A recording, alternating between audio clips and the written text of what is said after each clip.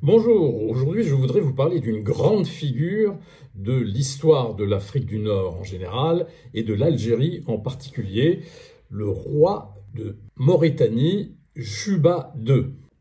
Au début de l'ère chrétienne, l'Afrique du Nord était composée de l'Afrique romaine, la Numidie et l'Afrique proconsulaire, et d'un royaume indépendant qui était le royaume de Mauritanie qui s'étendait de Sétif jusqu'à l'Atlantique. Il avait pour capitale Iole Césarée, Cherchell actuellement, et comme deuxième capitale Volubilis qui se trouve au Maroc. Le bronze que vous avez vu au début de cette vidéo a été trouvé à Volubilis, au Maroc donc, et est au musée des Antiquités de Rabat. Juba II a eu un destin extraordinaire. C'était le fils d'un roi numide, Juba Ier. Il était donc prince numide.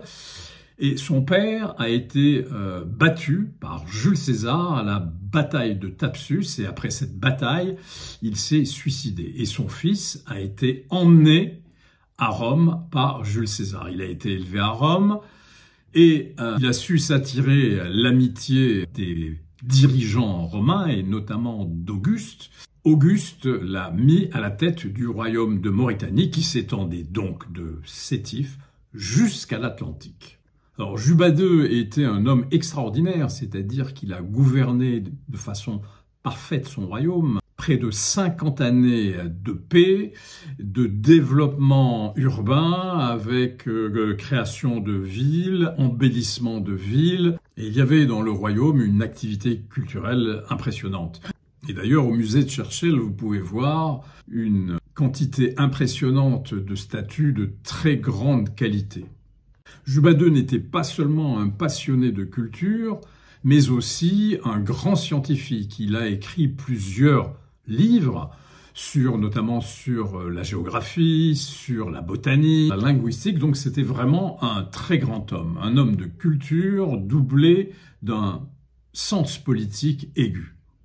Et son épouse, pour laquelle il a construit un tombeau pas loin de Tipaza, qu'on appelle en Algérie Qbr al-Rumiyya ou le tombeau de la chrétienne, était la fille de la grande Cléopâtre. Elle s'appelait Cléopâtre Sélénée et elle était aussi la fille de Marc-Antoine.